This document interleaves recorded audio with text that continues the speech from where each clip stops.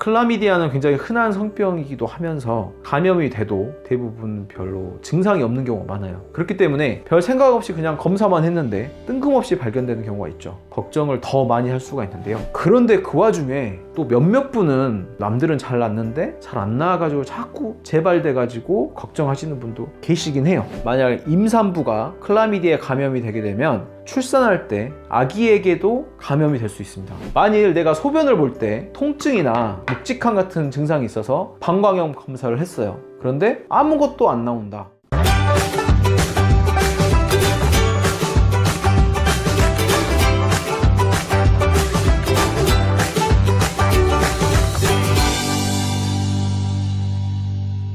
안녕하세요. 자궁난소 치료중심 여성질환 전문 이음여성원의원 대표원장 김우성입니다. 질염 증상 같은 게 있어가지고 산부인과에 가면 STD 검사를 보통 받게 되는데요. STD 검사는 사실 일종의 성병 검사죠. 이 검사를 하고 나서 클라미디아 트라코마티스라는 성병균이 있다 진단을 받으신 분들이 있는데요. 일단 성병이라서 굉장히 놀라고 걱정하시는 분들이 좀 많습니다. 클라미디아는 굉장히 흔한 성병이기도 하면서 감염이 돼도 대부분 별로 증상이 없는 경우가 많아요. 그렇기 때문에 별 생각 없이 그냥 검사만 했는데 뜬금없이 발견되는 경우가 있죠. 걱정을 더 많이 할 수가 있는데요. 그런데 그 와중에 또 몇몇 분은 남들은 잘 낫는데 잘 안 나아가지고 자꾸 재발돼가지고 걱정하시는 분도 계시긴 해요. 이번 영상에서는 이 클라미디아에 대한 정보와 재발을 방지를 하려면 어떻게 해야 될지 알려드리도록 하겠습니다. 네, 성병으로 알려진 클라미디아 감염증은 클라미디아 트라코마티스라는 세균에 의해서 유발이 되는데요.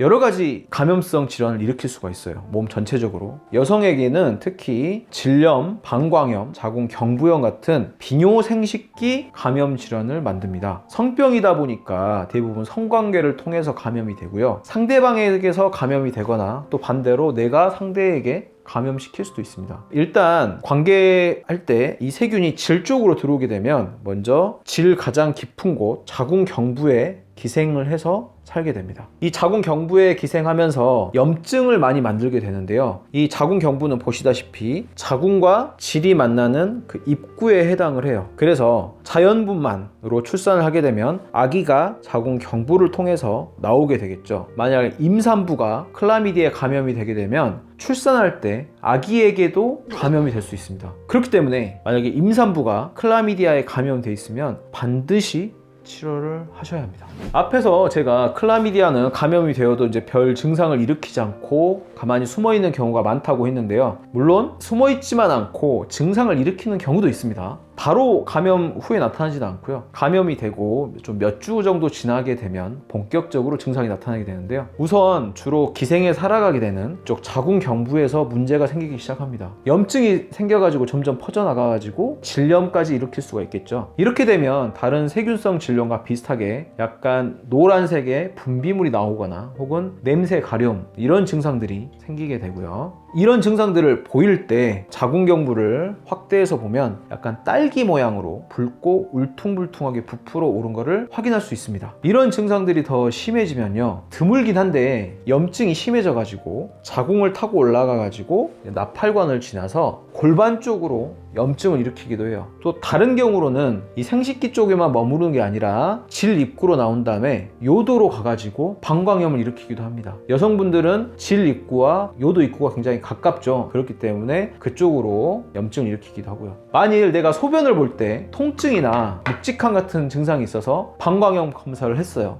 그런데 아무것도 안 나온다. 그럴 때는 클라미디아 검사도 같이 해보셔야 됩니다. 이게 방광염 원인균이 아니라 클라미디아 세균에 의한 증상일 수 있습니다. 이런 염증과 같은 증상들을 보여서 어떤 검사를 받았더니 클라미디아 트라코마티스 균이 발견됐다. 그럼 어떻게 치료를 할 수 있을까요? 다행히도 클라미디아 트라마코티스 균은 다른 세균에 비해서는 치료 속도가 굉장히 빠른 편입니다. 정해진 기간 동안 항생제를 꾸준히 복용하시면 대부분 균이 없어져요. 만일 임신 중에 검출이 되었다고 하더라도 너무 걱정하실 필요는 없습니다. 임신 중 복용이 가능한 치료 처방이 있으니까요. 태아에 대한 영향 너무 걱정하지 않으셔도 돼요. 근데 여기서 가장 중요한 거는요, 클라미디아는 성병의 일종이기 때문에 반드시 혼자 치료받는 게 아니라 배우자랑 같이 치료를 받으셔야 돼요. 다 나을 때까지 관계를 가지지 않는 거는 기본이고요. 꼭 가져야 된다 이런 상황이 있으면 반드시 콘돔 처음부터 끝까지 꼭 쓰셔야 합니다. 항생제도 꾸준히 다 먹고 그때 균이 없어진 거 확인했는데 이후로도 또 재발하시는 분들이 있어요. 클라미디아도 항생제로 굉장히 비교적 치료가 빠르게 되긴 하는데요, 간혹 재발이 되시는 경우도 있긴 하더라고요. 클라미디아균이 다시 침투를 했거나 혹은 미처 다 소멸되지 못하고 조금 남아있게 됐는데 질 내부와 자궁 경부 쪽 면역력이 약해져 있는 상태라면 재발을 할 수가 있어요. 이 면역력을 담당하는 핵심은 바로 질 유산균인데요, 면역력이 약해져 있다는 것은 질 유산균이 약해져 있다는 뜻이에요. 재발을 막기 위해서는 질 면역력을 다시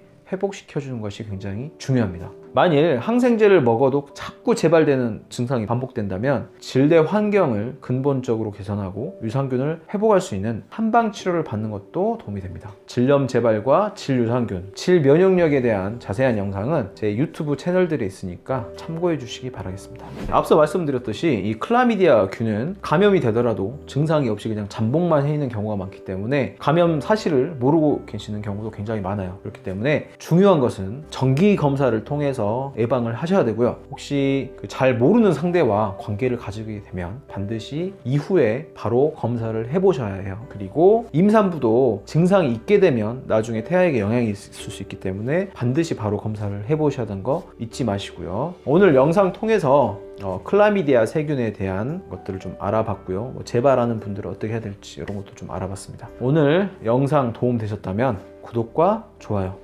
부탁드리겠습니다. 네, 감사합니다.